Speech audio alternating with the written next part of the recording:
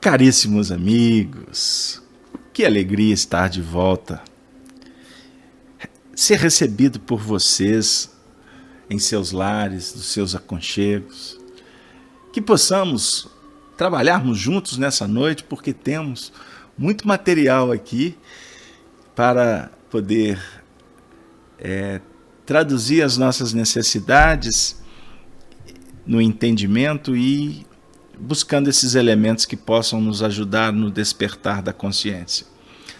Nós estamos trabalhando com aspectos do romance Paulo e Estevão, psicografado na década de 40 por Francisco Cândido Xavier na Fazenda Modelo, em Pedro Leopoldo, Minas Gerais, sob a tutela de Emmanuel, com a presença do próprio Paulo de Tarso e Estevão, dando todas aquelas condições para que essa obra viesse a lume.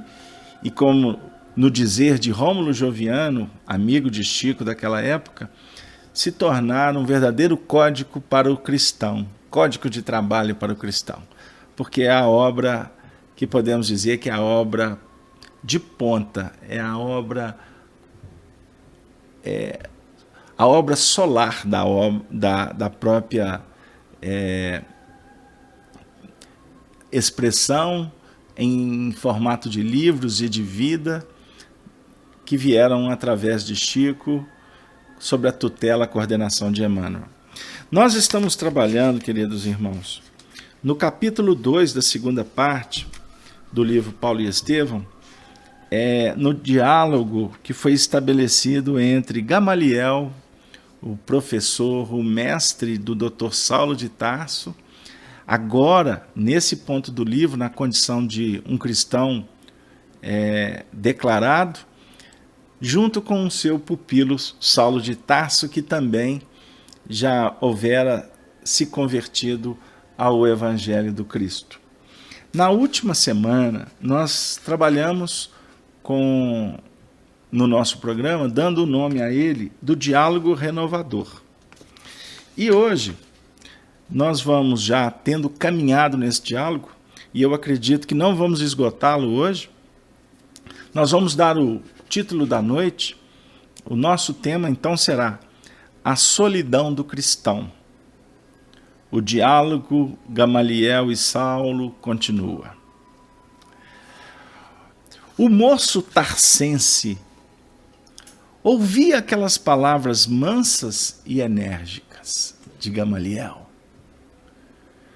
com os olhos marejados de lágrimas, com a alma dolorida, mormente no que se referia às perseguições infligidas a Pedro. E no capítulo das lembranças de Estevão, às quais o velho amigo tinha a delicadeza de não aludir nominalmente ao verdugo, que era ele mesmo. A respeito das dificuldades que dizes experimentar, depois dos sucessos de Damasco, prosseguia Gamaliel serenamente, nada mais justo e natural, a meus olhos experimentados nos problemas do mundo.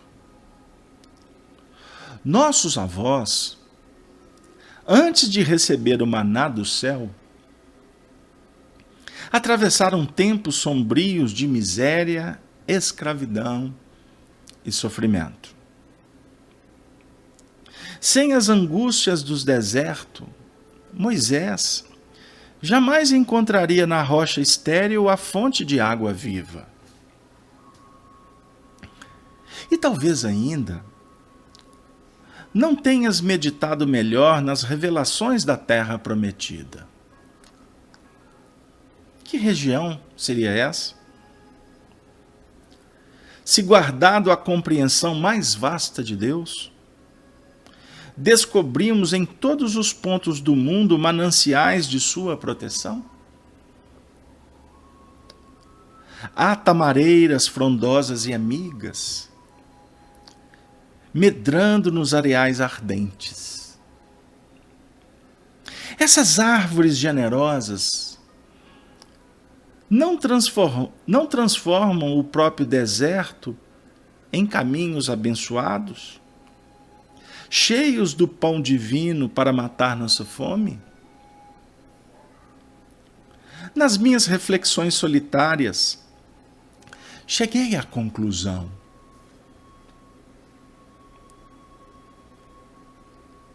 de que a terra prometida pelas divinas revelações é o Evangelho do Cristo.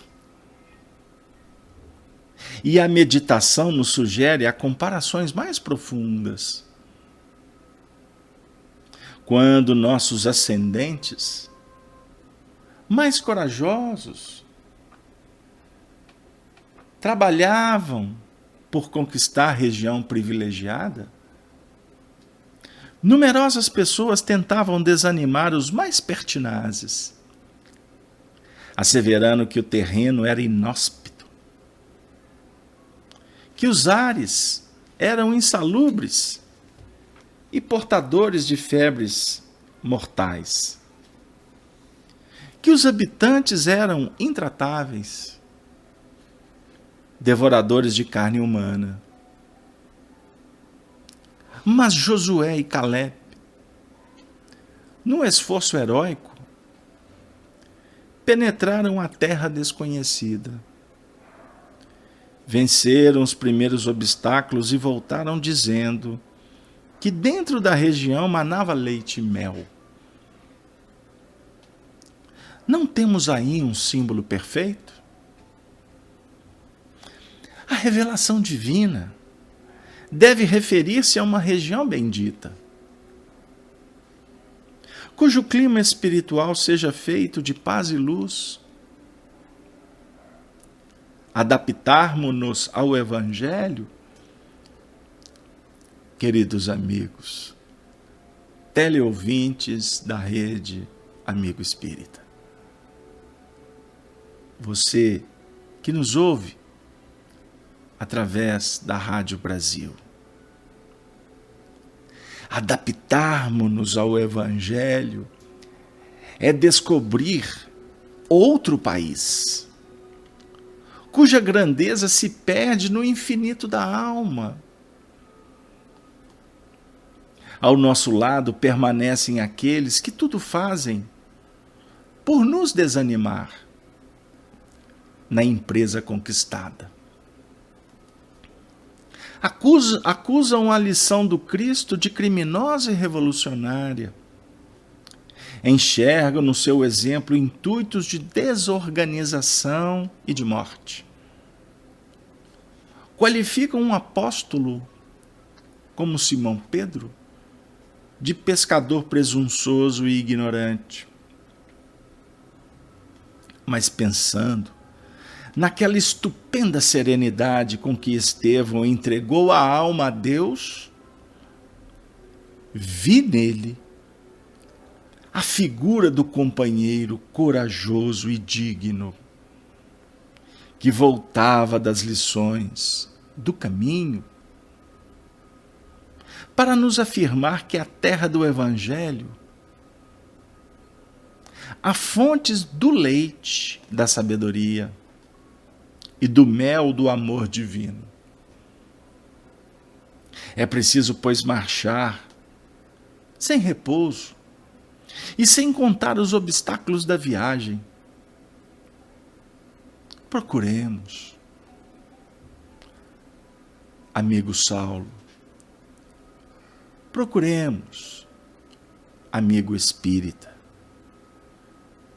procuremos você que está no seu lar, a mansão infinita que nos seduz o coração.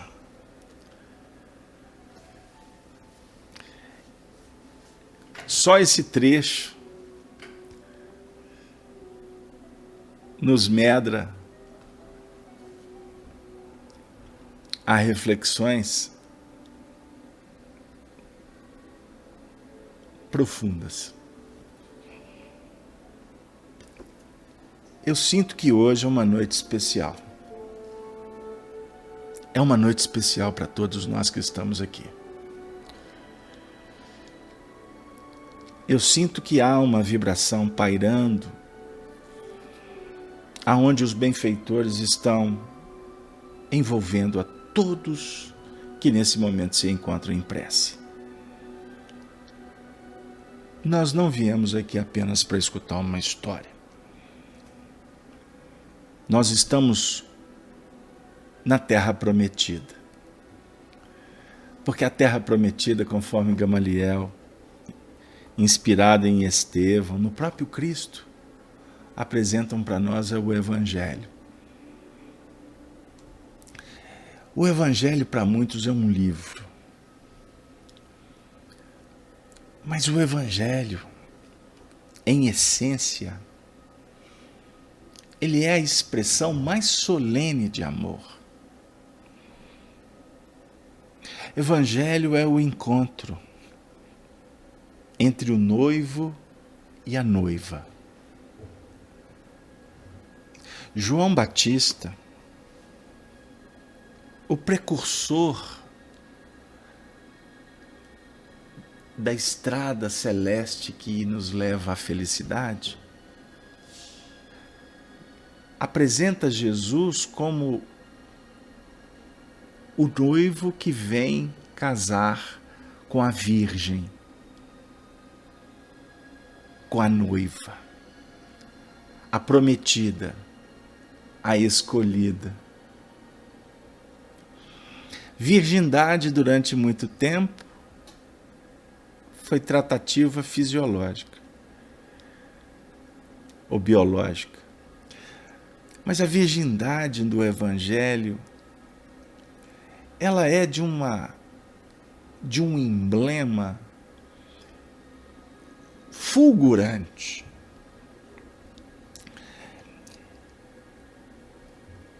É o mel da pureza. É o leite da consolação e da verdade, que precisam nascer da fonte do nosso sentimento, para que, sensibilizados,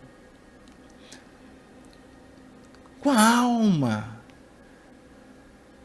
livre de preconceitos, de medo, de culpa. É a alma que se coloca de joelho e diz assim: Senhor, Senhor, eis-me aqui. Eis aqui a serva, a escrava. É a alma que se purifica para o encontro divino. O encontro com o noivo, que João Batista nos apresenta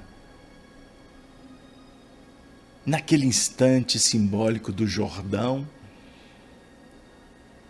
em que o noivo, não mais como um homem, mas a representar o Cristo, se faz humilde e diz: vim para que me batizes.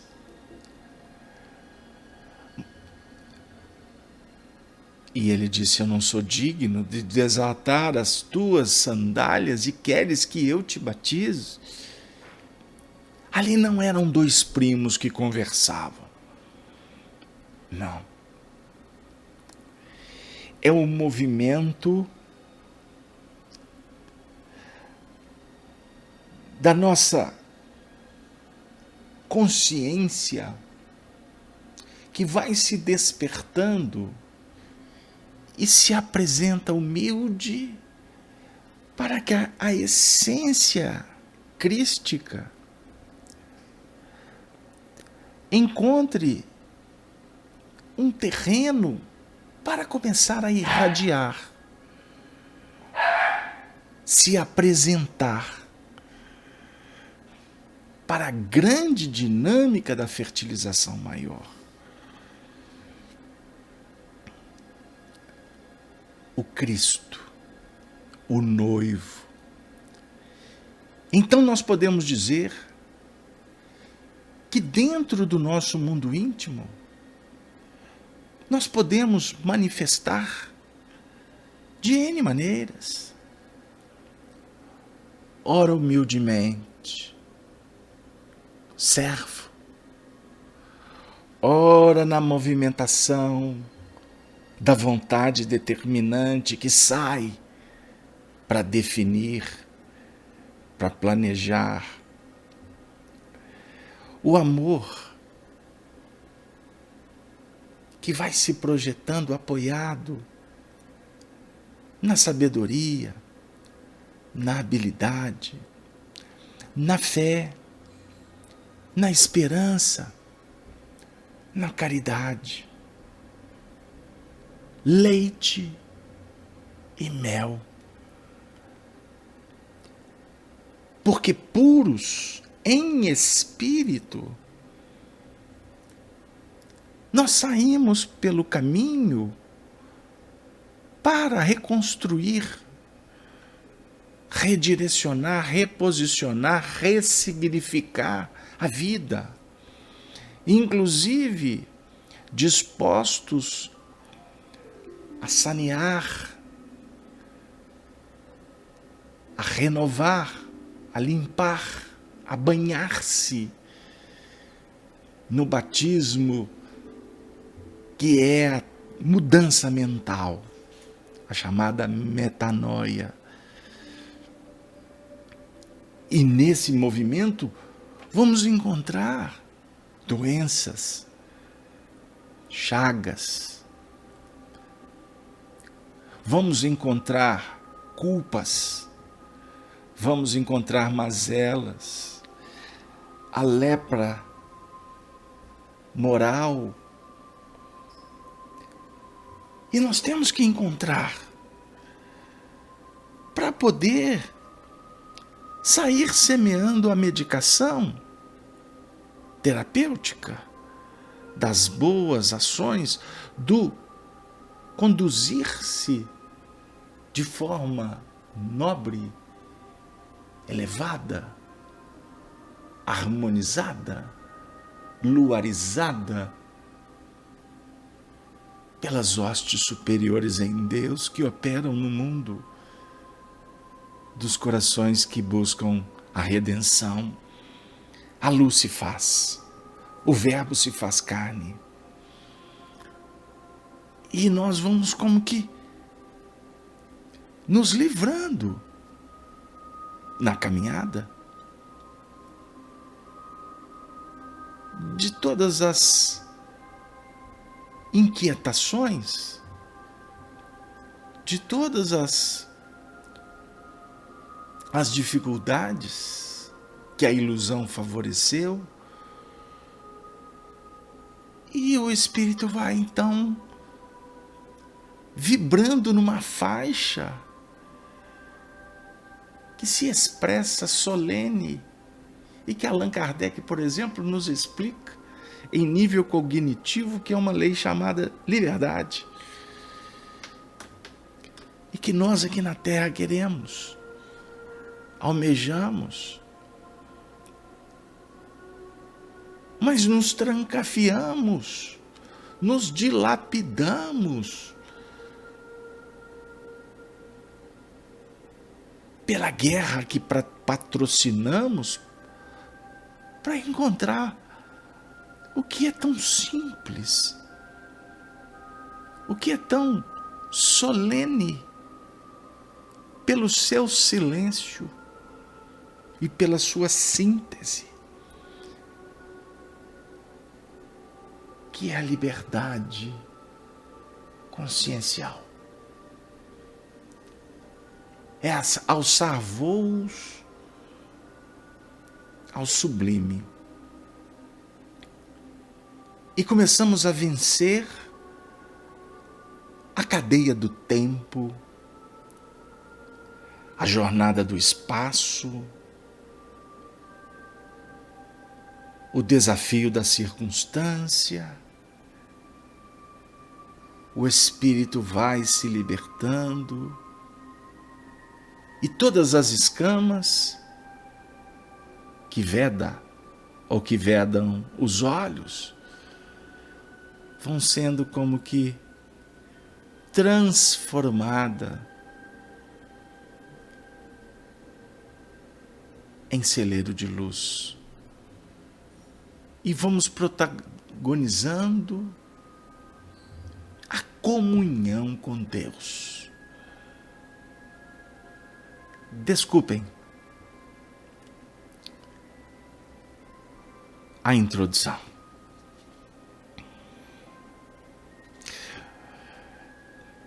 Mas esse texto e a presença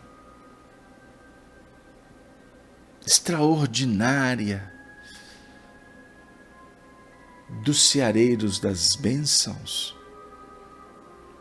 que estão nesse momento criando uma grande rede magnética para nos acolher, para nos consolar, para nos ajudar a sairmos um pouco desse circuito doloroso da rotina, do que consome, da sombra que nos encanta, para que a gente possa estar num lugar à parte e observar que é possível mudar,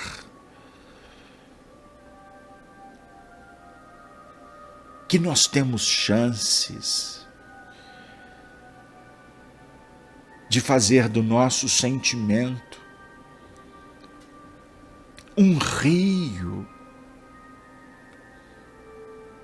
que vai fertilizar muitas terras áridas,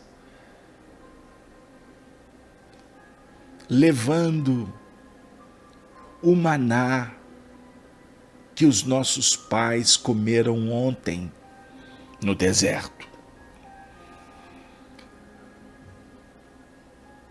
Mas os nossos pais profetas morreram. O maná da verdade que os homens precisam, porque só a verdade liberta.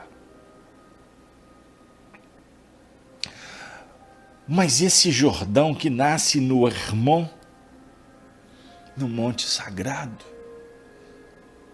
o Jordão também leva no transcurso do seu dinamismo,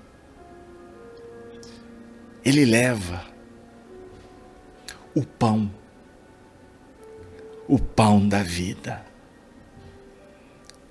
que só Jesus pode dar. O pão que é o alimento básico, o pão que é amor,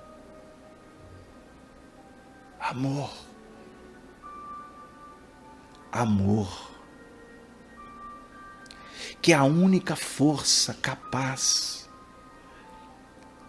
de sublimar a inteligência,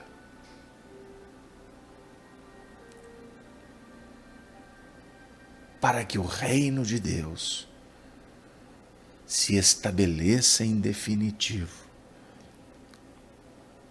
nos domínios do coração.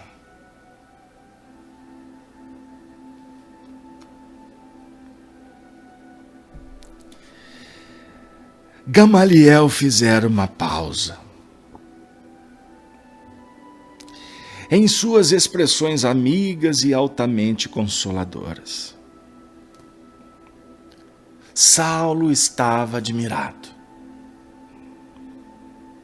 aquelas comparações tão simples, aquelas deduções preciosas do estudo da antiga lei com relação a Jesus, deixavam-no perplexo.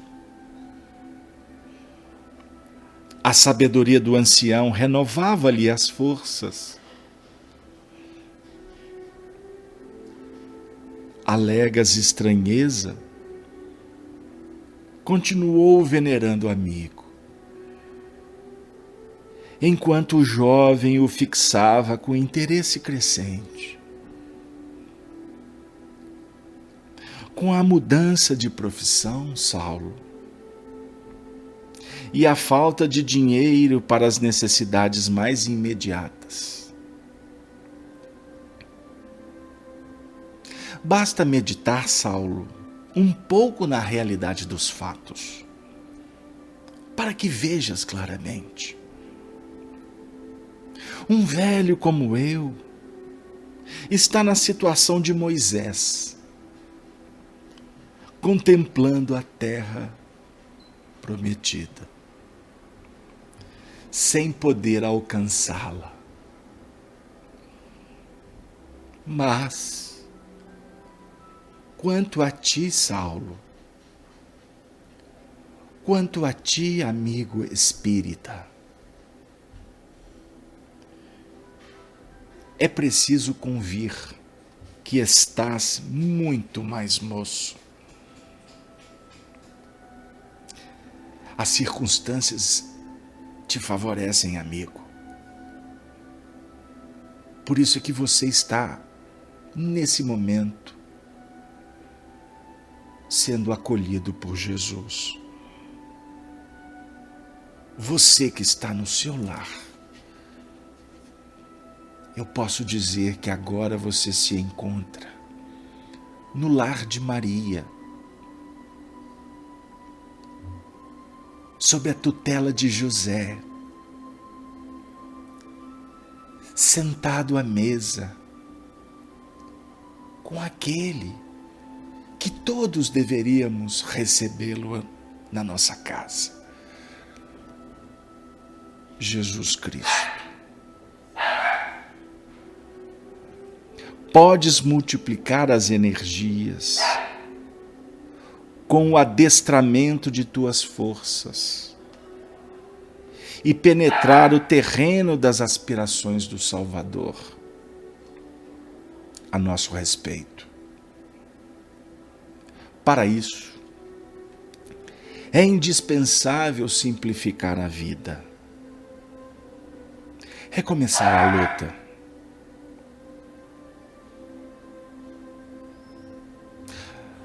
É necessário, é indispensável simplificar a vida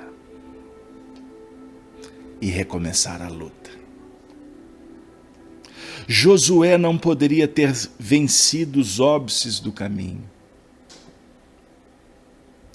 Tão só com a leitura dos textos sagrados, ou com os favores de quantos o estimavam. Certamente, manipulou instrumentos rudes,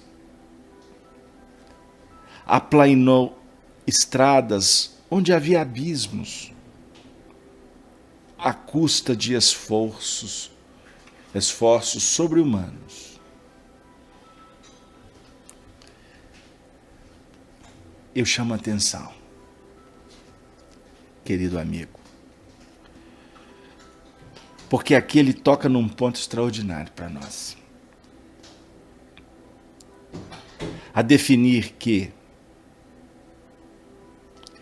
não podemos vencer os óbices do nosso caminho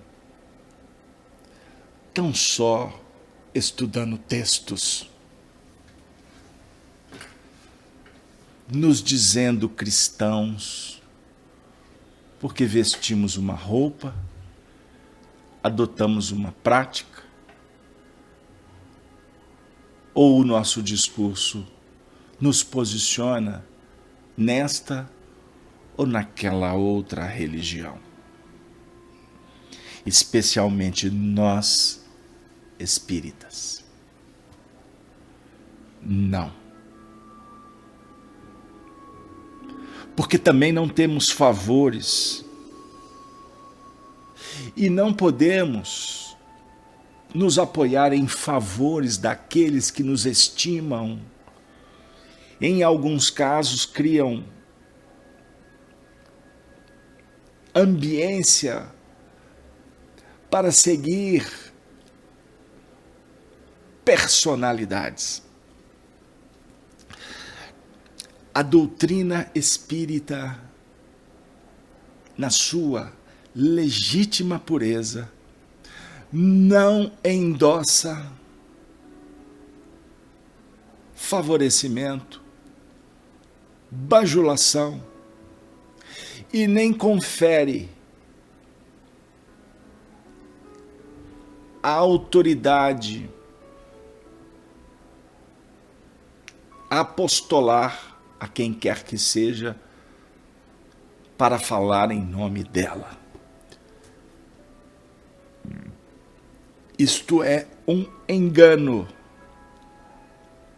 A doutrina espírita é a doutrina do livre pensamento. E que, graças a Deus, nós temos educadores que a divulgam. Mas o objetivo destes não é fechar questão. E muito menos serem portadores da última palavra. Porque não foi essa conduta de Allan Kardec. A doutrina espírita é uma chave para que cada um descubra o seu próprio caminho, o seu portal e perpassá-lo para encontrar a verdade relativa e absoluta com o tempo. Porque a verdade ninguém concede para o outro. Verdade não é informação. Verdade é tomada de consciência, que se agiganta pela experiência, que vai sendo engrinaldada pelos sentimentos mais nobres. Assim, temos aprendido com as hostes maiores.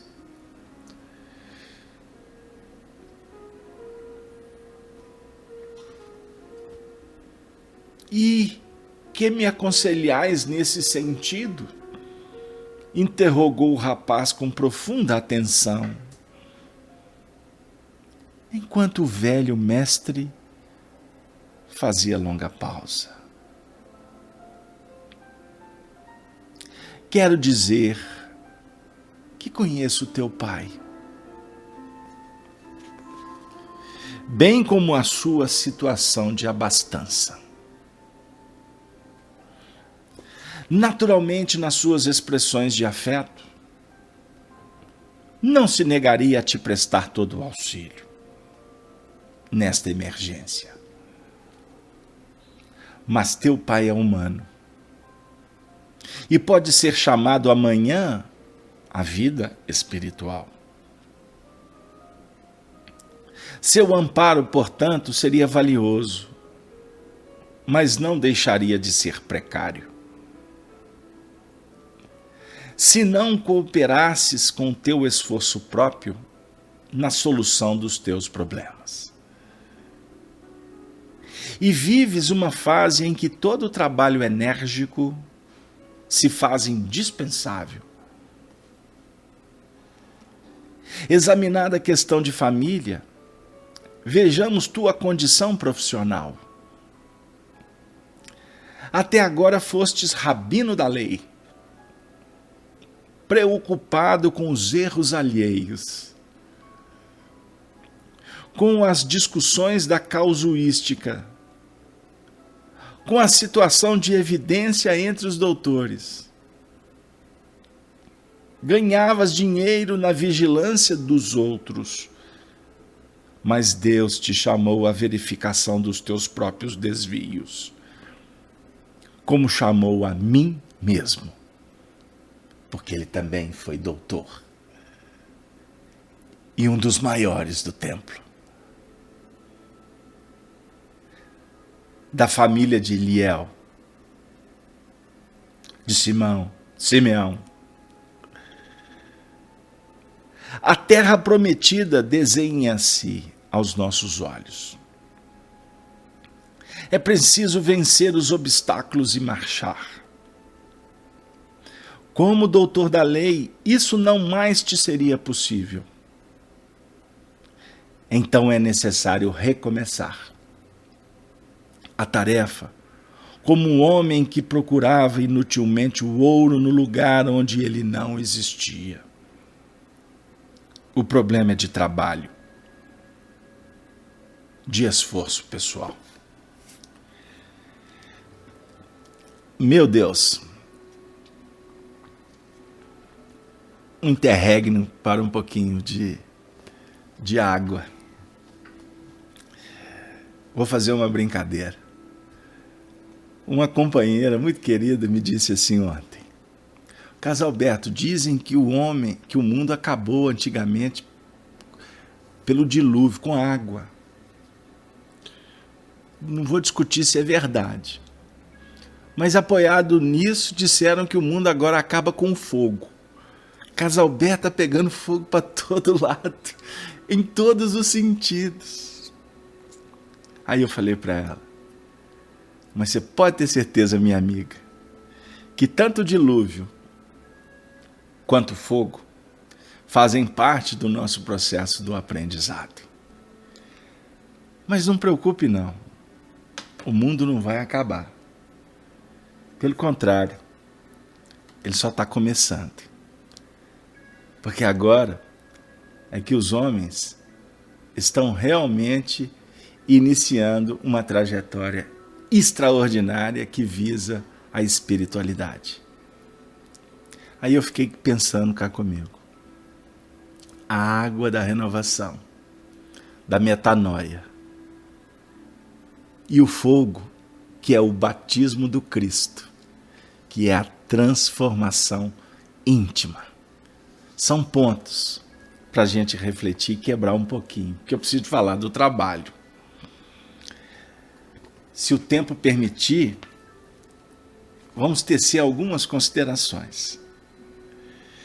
Ele vai falar do pai no início desse trecho.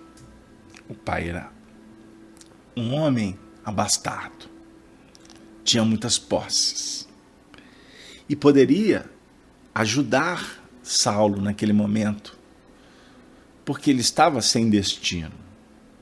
Ele estava sem saber o que fazer para se manter. E é muito interessante porque ele vai dizer: você não pode se apoiar no seu pai, porque amanhã o seu pai vai ser chamado para o mundo espiritual. E você tem que dar conta da sua mordomia. A dizer que nós não podemos fiar numa fonte só. Nós não podemos ficar acomodados. Devemos estar sempre refletindo em possibilidades. Agora, o que é muito interessante aqui, porque ele vai falar que o Saulo estava numa fase que precisava de viver um trabalho que envolvesse a energia indispensável para o crescimento dele. Porque a gente sabe que as etapas, todas elas, têm uma significação para ajudar na produção em foro íntimo, para o espírito. E aí ele vai tocar num ponto que para nós aqui é preocupação. Porque ele vai falar para o Saulo que até agora ele fostes rabino da lei, que ficava preocupado com erros alheios. Eu gostaria de refletir com vocês. Será que nós estamos recebendo a proposta da doutrina espírita para trabalhar os nossos erros ou os erros alheios? Vale a reflexão. A gente vai passando o tempo, a gente vai estudando as obras, Kardec, temos trabalhado na divulgação também das obras de Emmanuel, as psicografias de Francisco Cândido Xavier, e, enfim, nós estamos sendo levados a pensar sobre condutas na maneira que os espíritos exemplificam o Evangelho. E a gente observa, por exemplo, vou me deter no mundo espiritual em Emmanuel, que foi o coordenador de um grupo enorme de espíritos que se comunicavam através de Chico. Ele era o crivo. Tanto que muitas coisas ele filtrava do lado de lá. E quando escapava, ele ficava no pé para que Chico filtrasse do lado de cá. E os amigos que trabalhavam na obra, até na publicação. Então, a gente observa qual era, por exemplo, os discursos do Chico. A gente assiste o programa Pinga Fogo, os depoimentos, as reportagens, as entrevistas do Chico. O respeito que ele tinha com o ser humano era alguma coisa assim extraordinário e cada vez mais rara no nosso mundo.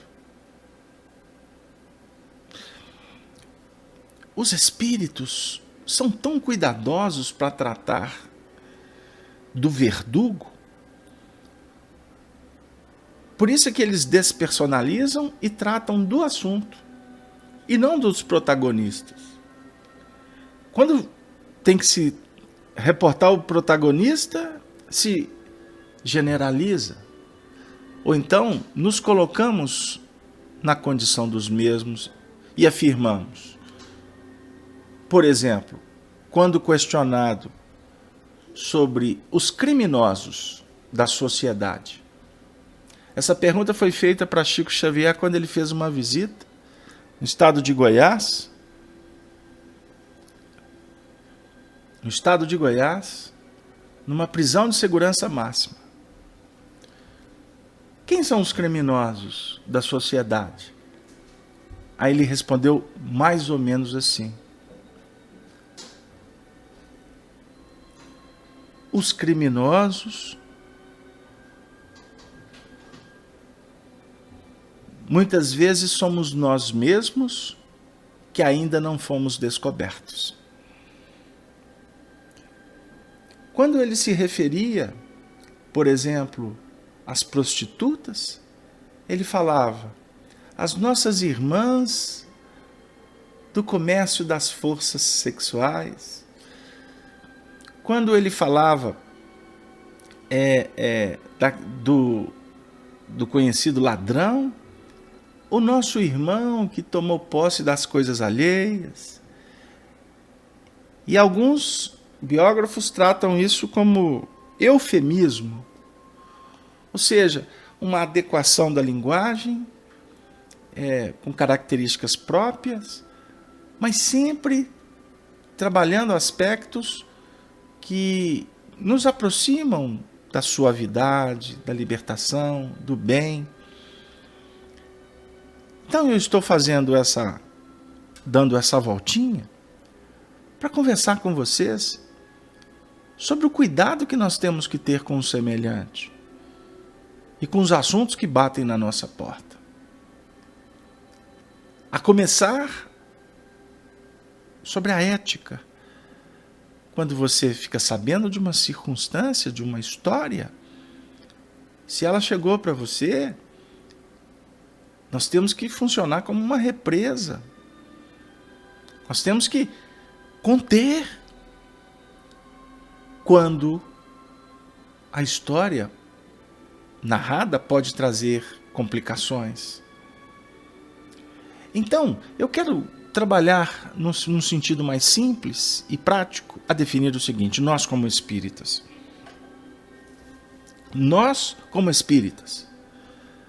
nós temos direito de crucificar quem quer que seja? Será que nós espíritas não estamos particularizando o movimento espírita? Quando nós temos problemas, será que cabe divergir de pessoas? Dr. Bezerra, em suas falas, ao longo da história do movimento espírita brasileiro, nos ensinou a trabalharmos para adquirir maturidade, para divergir de ideias, fraternalmente, mas jamais divergir de pessoas. Quando a gente começa a divergir, levar para o campo pessoal, nós vamos perpassar a senda da prepotência, da vaidade, do egoísmo, e o resultado não vai ser dos mais satisfatórios. Então, será que nós não estamos repetindo as nossas condutas do passado, quando religiosos éramos remunerados para tomar conta dos erros dos outros? E aí eu vou ser a minha memória, né? Eu fiz aqui agora um download, né? Fiz um download, apenas para brincar com vocês, mas nós podemos aqui relembrar que foi Jesus quem falou sobre a questão do templo e dos fariseus, que os fariseus sentavam na cadeira de Moisés e colocavam o peso todo nos ombros, nas costas do povo. E eles falavam, mas não praticavam. Então, como que nós podemos visualizar o mundo de regeneração? O mundo de regeneração, um mundo distante? O que vocês acham? Se os nossos olhos ficarem voltados para o comportamento dos homens, o mundo de regeneração vai demorar muito. E não se preocupem que não tem data limite.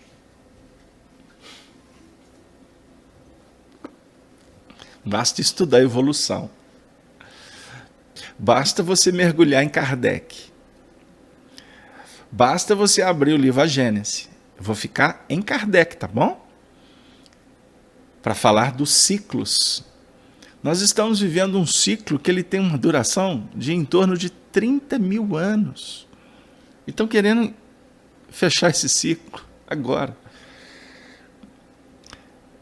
Ciclos se intercambiam, não fecha um e abre o outro, não.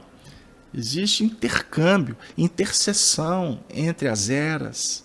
Então você tem fases de transições que têm a duração proporcional ao próprio ciclo que ela está definindo como abertura para uma outra etapa que está chegando. Então faz uma conta rápida. Um ciclo de 30 mil anos. Qual que é o período de transição entre... se eu for pensar em transição numa faixa, pensando pequeno, né? Pensando pequeno, colocando 10%, a cada 30 mil anos, nós vamos ter 3 mil anos de transição. Se nós aqui tivéssemos autoridade para falar desses 10%, e que ele foi marcado como a própria vinda do Cristo, tem 2 mil anos. Então nós podemos dizer assim, na metade de um processo de transição, para se abrir para uma outra etapa de mais 30 mil anos. O que são 60 mil anos numa história de um planeta que tem aí, de acordo com o André Luiz, a ciência, vai para lá, vem para cá, em torno de 3 bilhões de anos. De uma civilização que tem uma história de 30, 40 mil anos. Se vocês quiserem projetar um pouquinho para frente, 100 mil anos, depende do ponto de vista. Chegadas dos capelinos. Capelino chegou aqui por volta de 30 mil anos atrás. O que são 30 mil anos dentro de um contexto de bilhões de anos? Ou a expectativa é que o planeta Terra vai acabar, não é? Ou que vai haver guerras mundiais, isso e aquilo, para que o homem tome tento.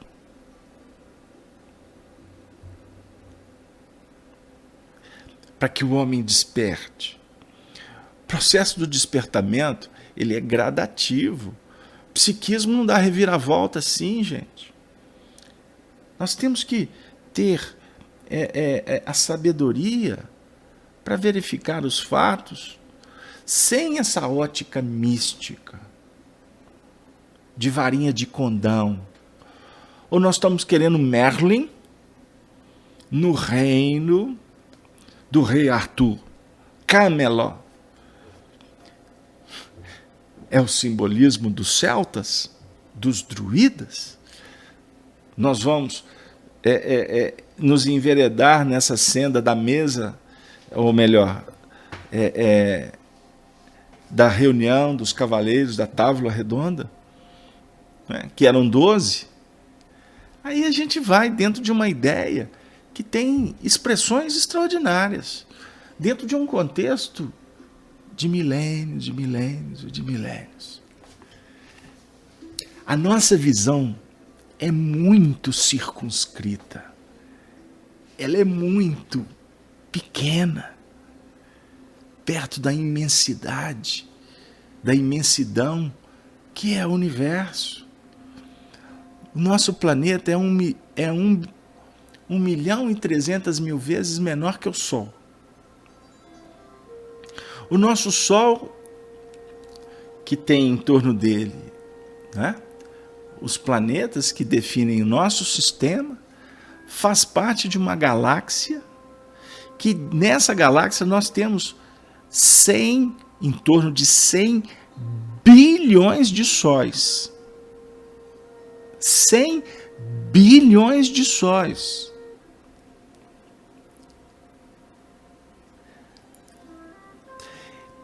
Existem em torno de 100 bilhões de sistemas que têm em torno de 100 bilhões de sóis.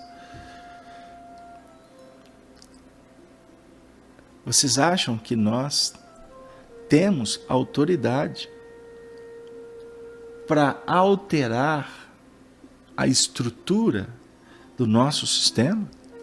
Por exemplo, destruindo a nossa Terra, que é essa laranjinha pequenininha, que para destruí-la você vai promover alterações no sistema gravitacional, e aonde você interfere no micro, você atinge o cosmos, o macro. Vocês acham que nós, essas formiguinhas pequenininhas, temos o alcance, o livre-arbítrio para interferir num contexto organizacional do nosso sistema? Eu não vou para fora. Do nosso sistema. Rei, diz assim: e os danos que o homem faz à terra não terá nenhuma consequência futura? Amigo, você tem uma habitação. Você mora numa casa, num apartamento, num sítio, numa fazenda. Os danos que você promover lá, você não tenha dúvida que você vai ter repercussões dentro de um raio, uma adjacência que envolve a sua responsabilidade. Agora, numa jurisdição maior, a ideia é o seguinte: nós podemos julgar que os destinos do nosso planeta circunscreve apenas a humanidade terrena? Que está tudo solto? Vamos pensar. Eu não vou entrar no mérito com vocês, por exemplo, porque as argumentações são muito interessantes para você falar de lei de destruição, que é necessário que destrua para que haja a transformação. Nós vamos falar também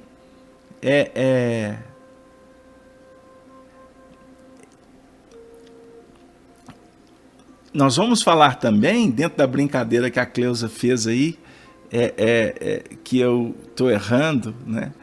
A questão, né, do trato com vocês me desculpem, porque eu leio os nomes tão rápido, né?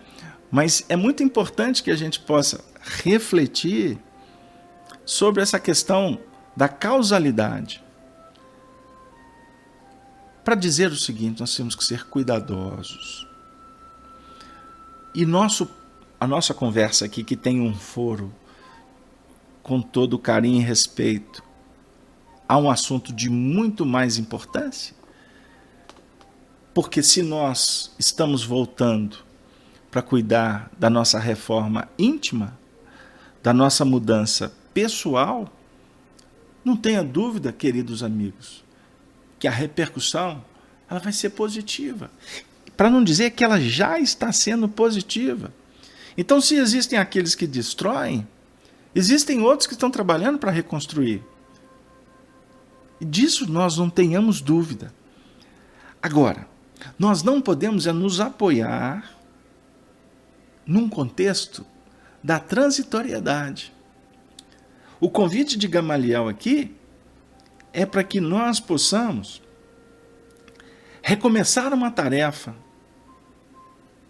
como se ontem buscássemos inutilmente o ouro no lugar onde não existia.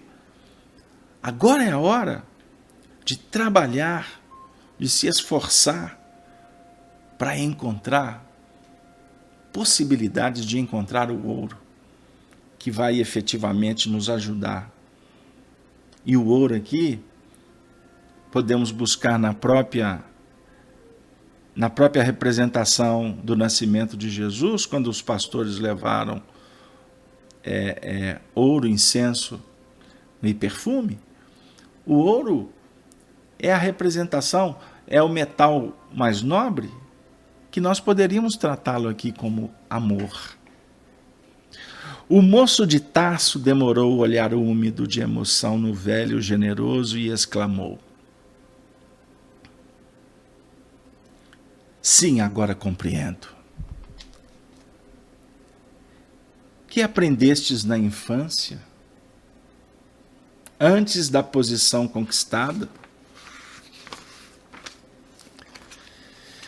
Perguntou o ancião previdente. Consoante os costumes de nossa raça, meu pai mandou-me aprender o ofício de tecelão. Como sabeis? Não podias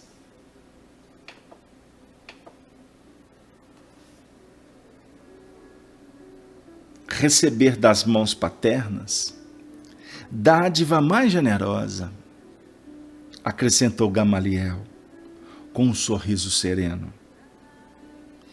Teu pai foi previdente, como todos os chefes de família do povo de Deus, procurando afeiçoar tuas mãos ao trabalho.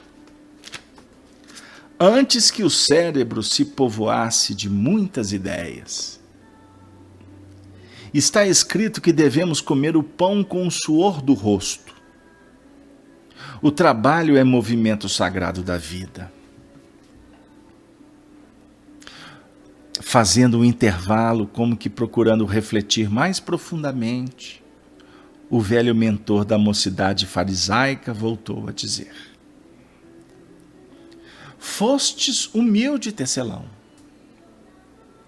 Antes de conquistares os títulos honoríficos de Jerusalém. Agora que te candidatas a servir ao Messias, na Jerusalém da humanidade, é bom que voltes a ser modesto tecelão. As tarefas apagadas são grandes mestras do espírito de submissão. Não te sintas humilhado regressando ao tear que nos surge presentemente. Qual amigo generoso? Está sem dinheiro, sem recursos materiais. À primeira vista, considerando tua situação de realce no mundo, seria justo recorrer a parentes ou amigos. Mas não estás doente, nem envelhecido. Olha que interessante. Nem envelhecido. Tens a saúde e a força. Não será mais nobre convertê-las em elemento de socorro a ti mesmo?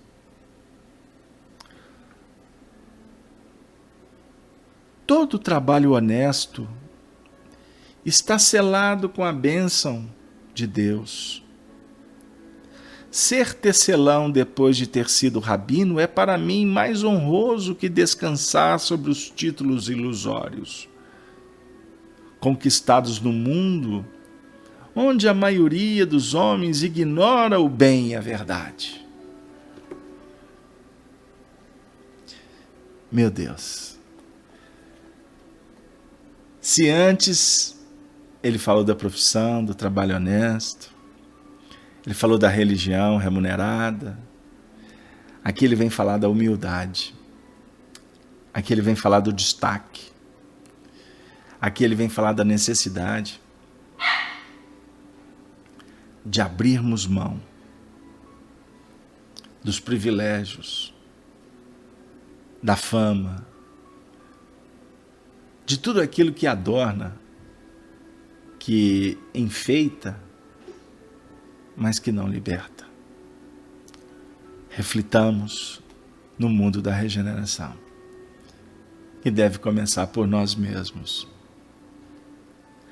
Saulo compreendeu a grandeza dos conceitos e, tomando-lhe a mão, beijou-a com profundo respeito, murmurando: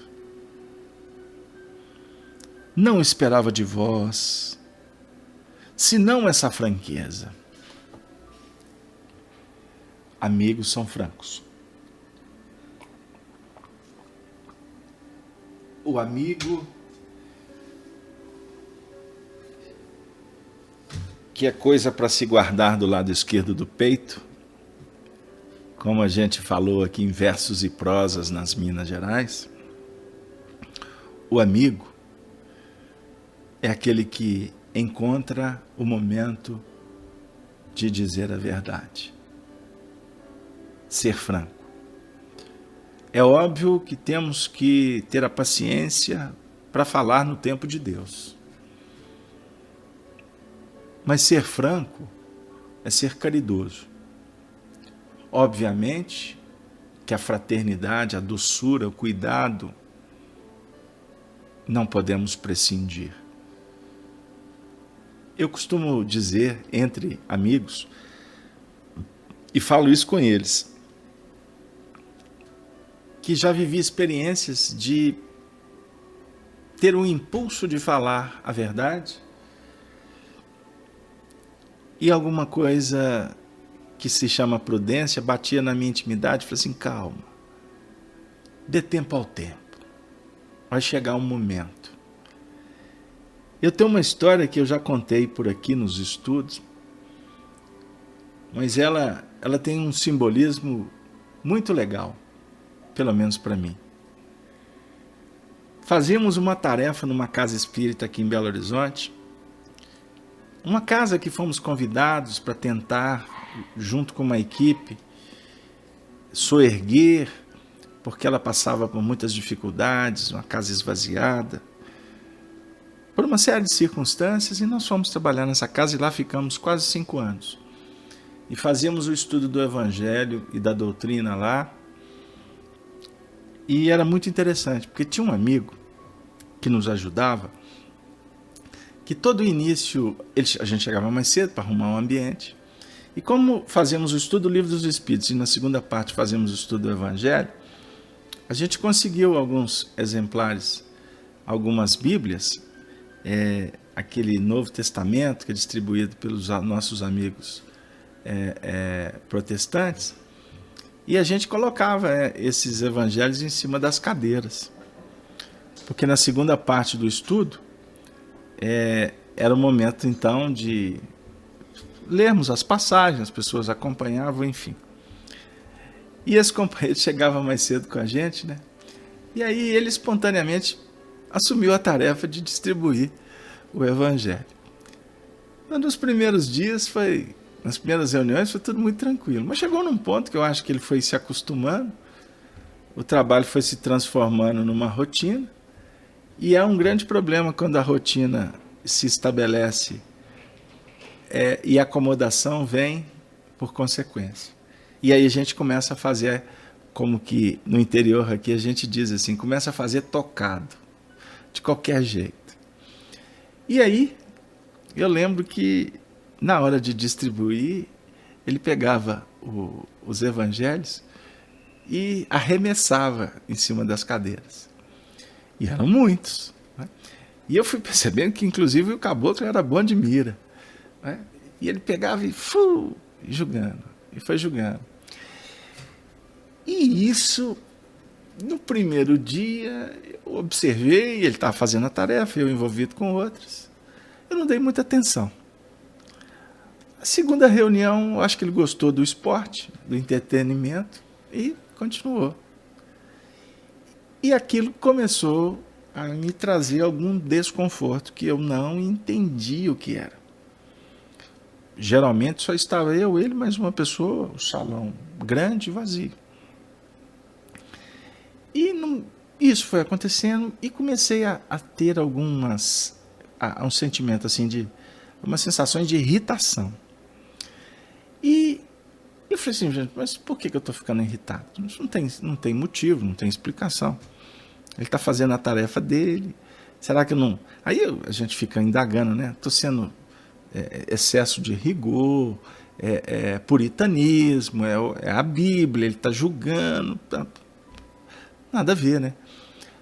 Só que isso começou a tomar um corpo, não é? Isso foi se agigantando, a situação foi se repetindo, e aí eu percebi que isso não estava bom. E é uma pessoa, assim, muito querida, e a gente tem uma certa liberdade de conversar. Mas eu senti também que eu não poderia falar com ele. Então eu comecei a viver um grande conflito. Meu Deus, falo ou não falo? E aí vocês imaginem quantas coisas que passam pela cabeça da gente, né? Confesso que eu não estava preocupado em ele melindrar ou eu estar apresentando uma postura de rigor excessivo. Não, isso não era a questão. Eu sei que chegou num ponto que eu falei assim, gente, uma coisa tão pequena, por que isso está causando tudo tanta fumaça que está saindo pela nossa venta, né? E aí eu fiz uma prece, mas eu vinha pedindo inspiração, mas resolvi fazer uma prece, aquela prece assim, Senhor, me ajude, eu quero entender. E eu me recordo que 1 ou 2 semanas depois ele não foi à tarefa. Circunstancialmente eu fiquei sozinho.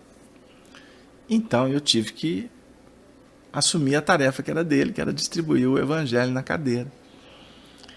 E aí, antes de começar, eu fiz uma prece, pedi a espiritualidade para nos ajudar, que a tarefa exigia de nós, não é? Um preparo, uma sintonia. Por isso é que eu sempre procuro chegar nas minhas tarefas mais cedo, Eu sou de uma escola que os nossos orientadores diziam que pelo menos uma meia hora antes você tem que estar na tarefa. Pra você criar uma ambiência, né?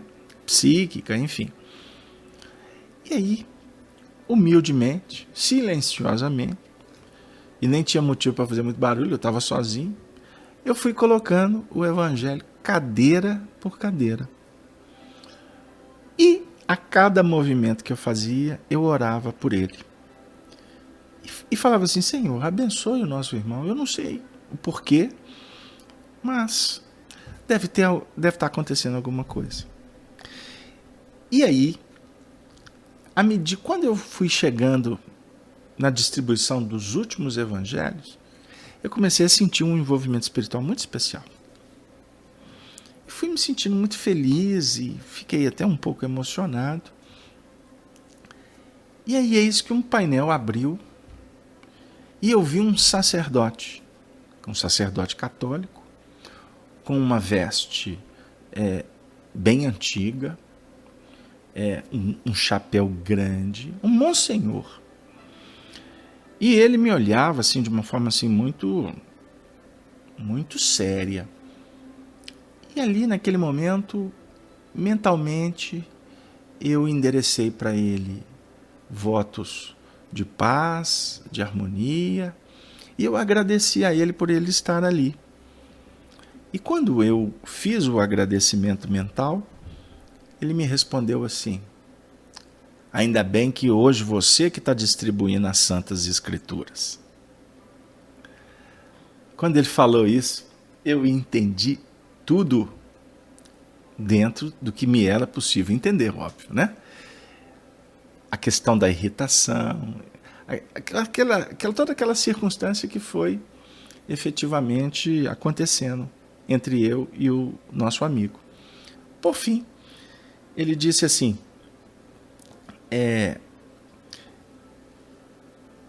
em respeito a você, porque nós temos que entender que o Evangelho de Jesus é um livro que não é qualquer um que pode tocar. Por isso, muito menos julgá-lo. Eu que defendi isso a minha vida inteira, a minha comunidade, e aí ele foi projetando aquela ideia, né, que ele continuava alimentando o mundo espiritual de sacerdote. Ele me pediu se eu poderia, naquela noite, recitar um trecho do Evangelho que ele amava profundamente. Foi assim nós concluímos o nosso diálogo. Eu fui para a reunião. Vocês acreditam que eu fiz o estudo do Livro dos Espíritos? Quando eu fui entrar no Evangelho, eu falei assim: gente, qual que é a passagem que eu vou fazer mesmo? Eu já tinha separado à tarde um trecho para trabalhar, mas como ele fez o pedido, me confundiu e eu fiquei muito fixado naquela conversa. E quando chegou na hora que eu fui convidar o pessoal para fazer o estudo, me deu um branco total. Aí eu falei assim: meu Deus, agora isso me ajuda. Qual foi a passagem que ele pediu? Eu me recordo que ele estava sentado numa fileira bem ao lado, me observando. Aí naquele momento, eu deduzi que ele estava irradiando mentalmente a passagem. Aí eu captei e falei assim: hoje nós vamos trabalhar o texto tal, etc, etc. E o pessoal estava acostumado com a gente. Eu fazia a leitura do texto, né, de um versículo, de alguns versículos, e a gente ficava ali comentando, fazendo um estudo do miudinho, como a gente gosta de fazer. É uma tradição nossa aqui de Belo Horizonte. E nesse dia eu li o trecho e fui pedindo que as pessoas se envolvessem, e o pessoal foi ficando quieto, e eu, normalmente, obrigatoriamente, comecei a dar condução ao processo, para que a reunião não perdesse o sentido. Então virou uma exposição.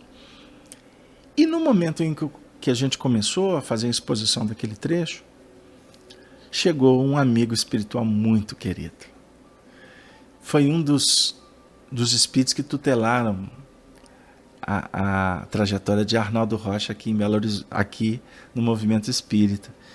E ele é um sacerdote muito conhecido aqui em Belo Horizonte. Ele era holandês. E o nome dele era Padre Eustáquio. Tem até um bairro em Belo Horizonte com o nome dele. No livro Instruções Psicofônicas nós vamos encontrar uma mensagem gravada com a voz do médium Chico Xavier. E é uma das comunicações mais extraordinárias da psicofonia do Chico, porque há uma transformação muito radical na voz, na fonética, nas expressões, enfim. E o Padre Eustáquio começou a falar daquela passagem. Estou contando uma história muito simples, mas que ela foi muito significativa para mim. Porque quando terminou aquela noite, os painéis fecharam, continuei com o público, despedimos e fomos embora. À noite, em desdobramento, nós continuamos o diálogo. E na semana seguinte, eu tinha esquecido da história, o nosso amigo que distribuiu o evangelho chegou para a tarefa. E ele me contou uma história que foi muito interessante. Que ele teve um sonho com um padre. E o padre chamou a atenção dele que ele não devia julgar o evangelho nas cadeiras. Aí ele me contou isso, eu falei assim, pois é, que interessante o seu sonho. E aí eu fui observando, ele saiu distribuindo os evangelhos na cadeira sem arremessar. E estava numa alegria, uma incontida, e eu também. Não falei nada com ele, é óbvio. E a reunião transcorreu de uma forma muito legal, enfim. E muito tempo depois, esse sacerdote desapareceu, até que, tempos depois, nós tivemos a oportunidade de ter a presença desse sacerdote e o mesmo ter tido a oportunidade de se aproximar para nos ajudar, obviamente, ele com muito mais condição do que eu, mas nos ajudar na condução da explanação do Evangelho, que para nós foi motivo de muita alegria. E aí, para terminar, hoje eu resolvi contar caos. Uns 2 anos depois, a gente conversando, já na FEAC, o nosso amigo estava distribuindo o Evangelho. E aí, eis que ele pega o Evangelho e começou a jogar nas cadeiras. O tempo tinha passado. A gente até tinha esse espaço, estava muito mais próximo na tarefa. Eu falei assim, caboclo, vem cá. Vem cá que eu tenho uma história para te contar. Você sabe? Aí ele sentou e nós demos belas gargalhadas. Porque eu contei o drama todo que eu vivi, não é? A história do amigo espiritual. E falei para ele, olha, agora vamos fazer o seguinte, pelo amor de Deus, não joga evangelho mais nas cadeiras, não. E ele virou para mim, e de uma forma muito simples e amiga, e disse assim, mas precisava de você ter vivido esse drama todo, que coisa mais simples, era só chegar e me dizer, não joga o evangelho, porque esse negócio está errado. Você não precisava nem te falar que tinha espírito. Aí eu virei para ele e falei assim, meu amigo, por que nós somos amigos? Aí ele parou, nós nos conhecemos de outras caminhadas. E ele sabe disso. Nós já tivemos algumas encarnações juntos, trabalhando juntos. Então eu disse para ele, nós estamos aqui hoje numa amizade tão legal, nós nunca tivemos um problema. O que significa que a nossa amizade, ela é uma conquista. Ela é uma conquista. Eu não tenho medo nenhum, não tenho nenhum receio de um dia a gente deixar de ser amigo por qualquer coisa. Podemos ficar aqui chateado com uma coisa ou outra, mas nós temos hoje uma condição de dizer que nós somos amigos, porque nós nos tornamos amigos em muitas encarnações. Porque nós sempre tivemos cuidados uns com os outros. E, se eu for levar para o lado místico, eu posso te explicar que, na realidade, a minha irritação foi em função do envolvimento com o espírito. Eu não quis te falar, porque se eu te falasse, de repente, iria atrapalhar o processo. para que ele pudesse vir a ser sensibilizado.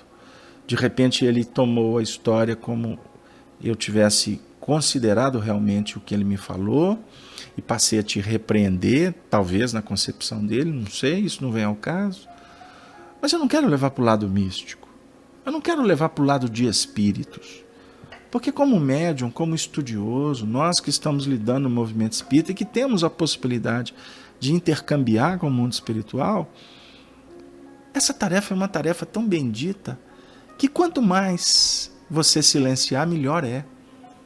E a gente vê muitas vezes companheiros empolgados com o microfone, com a câmera, ou em ambientes que a mediunidade fica muito em evidência. Nós temos alguns companheiros que são convidados para irem em cidades, fazerem exposições, não porque estão preocupados com as exposições que querem fazer, mas eles são convidados porque são médiuns. E lota, porque a esperança de muitas pessoas que vão nos eventos é que no final ele receba uma mensagem.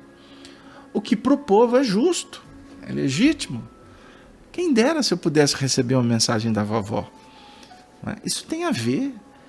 Aliás, nós espíritas estamos parafusando os médiuns. Em nome de pureza doutrinária, nós estamos fazendo um espiritismo sem espíritos, o que também é um outro excesso. Mas nós aqui estamos querendo dizer que o que é mais importante não é a mediunidade, mas no dizer de Emmanuel, o que nós fazemos dela. Não é a mediunidade que vai nos distinguir, e sim, somos nós que podemos distinguir o fenômeno mediúnico quando ele é